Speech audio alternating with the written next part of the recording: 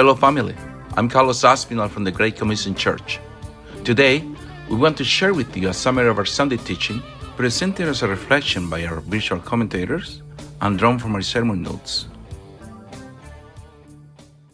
Okay, so let's dive in. Last Sunday, we listened to Pastor Carlos Aspinall over at the Great Commission Church in Hanover Park, Illinois. Right, he gave this really impactful sermon, Unchanging Faithfulness, Hope in God's Enduring Mercy. Yeah, and it really got into something that, well, I think everyone faces at some point. Definitely. He was speaking right into those, really tough moments, the kind that just feel like everything's collapsing. Unexpected loss, maybe a really deep betrayal, financial stuff falling apart. Or even just like feeling completely buried under guilt or despair. Those times where your whole world feels like ruins and, well, hope just seems gone. Right, and what was so striking and what Pastor Aspinall really brought out was where the core message came from. It wasn't from a good place initially. No, not at all. He anchored it right in the book of Lamentations, chapter 3, Jeremiah's words. And the context there, which the sermon really unpacked, is just crucial, isn't it? Oh, absolutely. Jeremiah wasn't,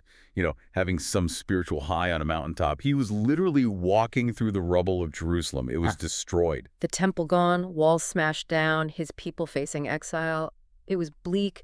They were dealing with the consequences of their own choices of judgment. Yeah, so you've got dust, ashes, probably hunger, tears, just complete devastation. And yet somehow, right there in the middle of that, Jeremiah finds hope. And the sermon really pushed us on that. Like, how is that even possible? How do you find hope there? And that's really what we want to dig into today.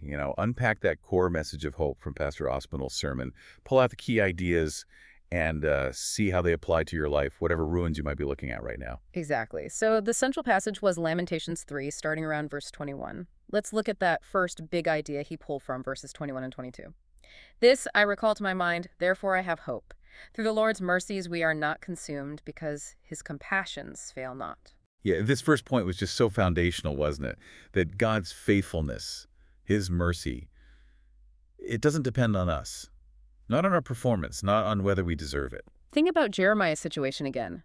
The people were under judgment because they'd sinned. I mean, from a human standpoint, they kind of earned the devastation. They did. Yeah. But Jeremiah looks around at all that destruction, and somehow he sees mercy.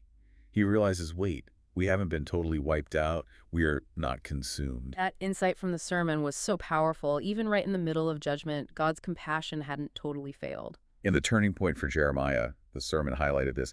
It comes from a choice. This I recall to my mind. He deliberately chooses to remember God, who he is, his character, his past faithfulness, instead of just drowning in the current pain. So the hope isn't like pretending things aren't bad. It's not denial. It's grounded in remembering God, even when everything around you is screaming the opposite message. Right. And the application Pastor Aspinall drew out is so direct for us, isn't it? When your life feels like ruins, maybe it is because of your own mistakes. Maybe it's stuff done to you. It's so easy to get swallowed by guilt or regret or just despair. Yeah, you look at the mess and think, this is it, or I deserve this, or there's no fixing this. But the sermon reminded us, hope starts not with figuring out how to clean it all up, but by recalling God's nature. His faithfulness isn't based on your track record. It's based on his unchanging character.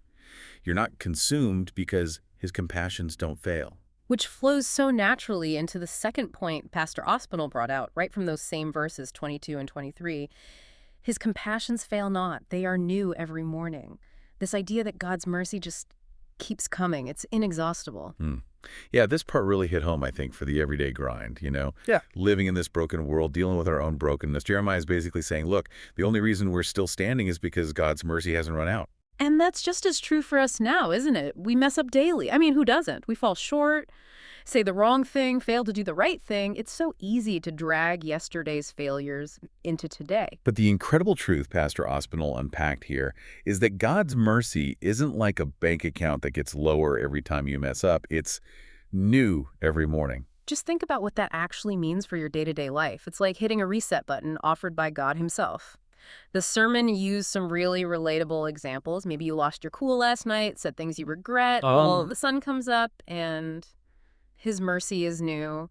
There's grace right there to seek forgiveness, to try again today. Or maybe you're wrestling with some habit you just can't seem to kick, or you feel like you've drifted really far away in your faith. That sunrise isn't just marking another day of failure. It's a fresh invitation. God's mercy is renewed specifically for you for this day. It's like God saying, okay, here's today's portion of compassion. It's fresh. Let's go again. You don't have to stay defined or trapped by what happened yesterday because His mercies are specifically designed to be new every morning. As long as there's a morning, there's fresh grace available. Exactly. And this daily renewal, this fresh start, it leads straight into the third really powerful declaration that the sermon focused on from verses 3 and 24. Great is your faithfulness. Right. The Lord is my portion, says my soul, therefore I hope in him. Yeah. This is where it all culminates, really, the recognition that ultimately God himself is enough. Yeah, this is where Pastor Ospinall made it incredibly personal. Think about Jeremiah. Again, he'd lost his city, his home, probably his food source, his security, like everything tangible was gone. Gone. Utterly gone. But he hadn't lost God. And the sermon really hammered this home. Circumstances change, sometimes drastically, but God's faithfulness, it's great, it's firm, it's completely reliable, it doesn't shift. And that phrase, the Lord is my portion, Pastor Ospinall explained the background, right? From the Old Testament. Yeah, it's rooted in how the land of Israel was divided. Each tribe got their piece, their inheritance, their portion, their source of security and provision. But the Levites, the priestly tribe, they didn't get land. God told them he was their portion. So Jeremiah, standing there in the rubble of the physical portion of the land, the city, he makes this radical statement. Okay, all that stuff is gone. My inheritance is in ruins, but that wasn't my real security anyway. The Lord is my portion. It's profound. Mm. If I have him, I haven't lost the thing that matters most. And that's not just like a nice religious thought. It completely changes where you place your hope, doesn't it? Totally. It means your ultimate hope isn't in your job security or your health or how much money's in the bank or even in your relationships, as important as those are.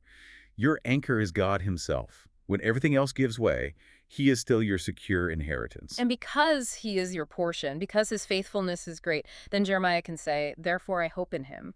It's not a passive wish, it's an active choice, an active faith. Right. It's looking right at the ruins, acknowledging the reality of the pain, but deliberately fixing your hope on the one thing that cannot and will not change, God himself. The sermon then really brought it down to us today, prompting us to apply this. So maybe you look at your marriage or your family situation, and all you see are wounds, distance. It feels broken. But you recall the message. His mercies are new every morning.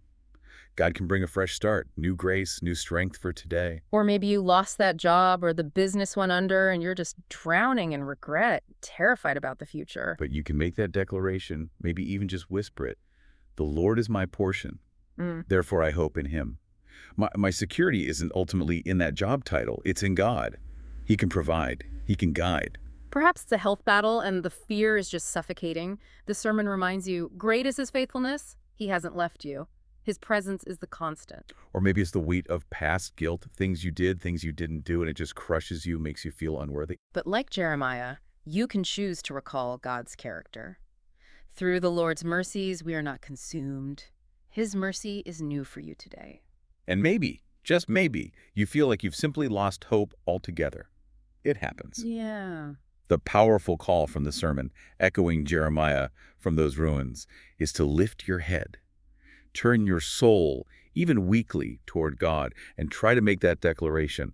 Lord, you are my portion, and because of you, I will hope in you. Yeah. The final encouragement from Pastor Ospinall really stuck with me.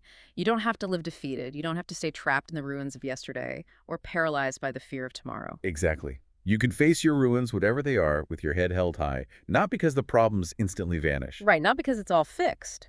But because you've remembered who God is. You've anchored your hope in the one who doesn't change. His mercies, they're fresh. They're available right now, this morning. His faithfulness. It stands firm, totally firm, no matter what's going on around you or inside you. You are not ultimately defeated. You have a real, solid, unchanging hope.